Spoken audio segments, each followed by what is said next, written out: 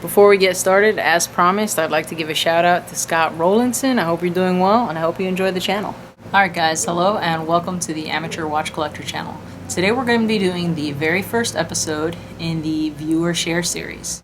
This is going to be a little bit different.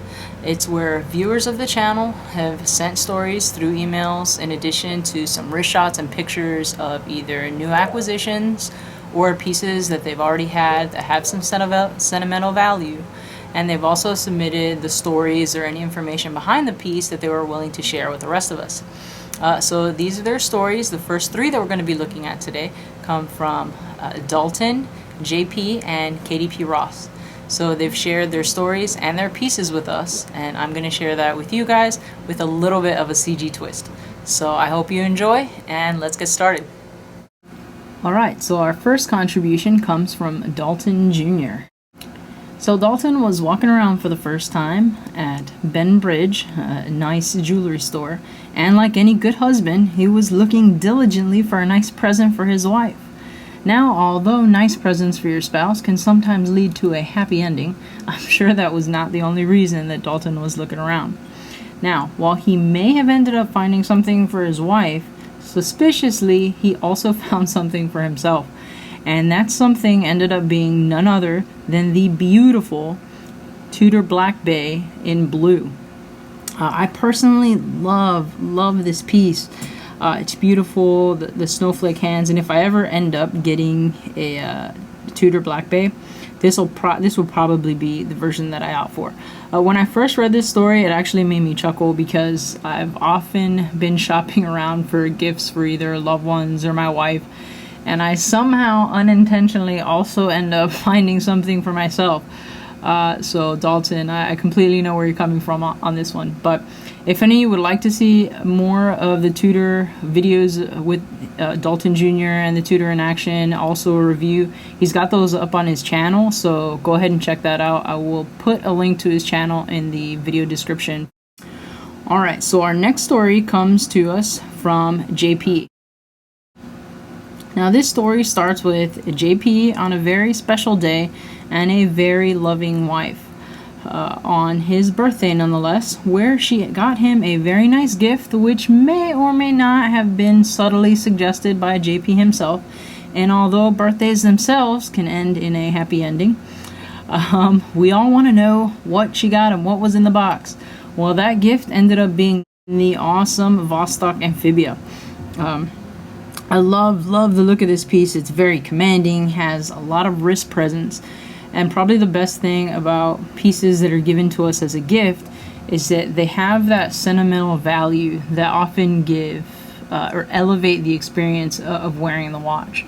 You know, and I think as a result of that, no matter how many pieces JP looks at in the future, or, you know, the itch that he gets to buy something new, this amphibia Vostoks will likely be a piece of his collection forever because it has that extra sentimental value associated with it. And I think most of us can probably relate to that with one piece or another. Our next contribution comes from none other than K.D.P. Ross. Now, K.D.P. loves the water. In particular, he loves to dive. We've had some conversations about this, and despite the many dangers that there are in the water with him, he loves to be in the water. Now, my major issue with being in the water is that you take this incredibly uncomfortable shift from the top of the food chain to somewhere in the middle. Now, regardless of that, K.D.P. loves diving, and he takes with him none other than his 38mm Christopher Ward C60 Trident GMT 600. This piece is gorgeous. I actually really love the design of it. Specifically, I love that the date window is framed.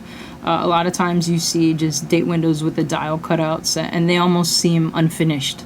But this piece is beautiful, and he's very comfortable with it in the water. This is a really cool shot that I asked him for. Now, KDP was also nice enough to share the rest of the pieces that he has in his collection, and what we're going to do is we're going to take a tour of that now. Alright, so he's actually got quite a few vintage pieces in his collection, which is actually pretty phenomenal. First up here, starting from the left on down, we've got a 1936 Longines hand wound, which is a 30mm, and I actually I think that's pretty perfect for a dress piece on myself. I think I'm gonna start considering some smaller sizes and trying them on before I rule them out. Next up, he has a 1960s Navitimer, which is very good, reference 806, followed by a 1967 Omega, Omega or Omega, depending on how you say it, hand-wound 32 millimeter. Which was one of his first older Swiss watches that he bought specifically looking for something on the smaller side with no date. That one is followed by the Rolex Explorer 2 Polar Dial, beautiful 40 millimeter, reference 16570. And it really is a beautiful piece. It's very underrated, very classy, and I'm actually quite a fan of this one also. Next to that one, we have the Longines Evidenza, which was his first mechanical Swiss piece that he bought.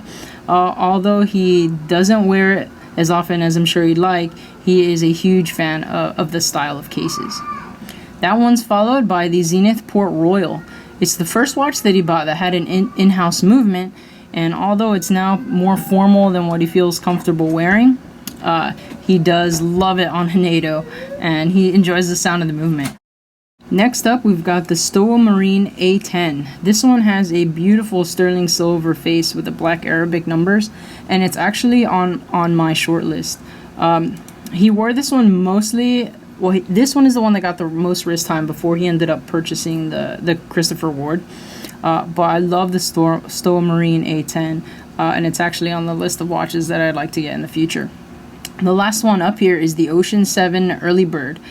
He doesn't wear this one as much as he would like, but the difference in the look, the different look of the bezel and the hands is part of what appeals to him. It is, I think, one of his bigger ones at 42 millimeters, and it's at the largest size that he's comfortable wearing.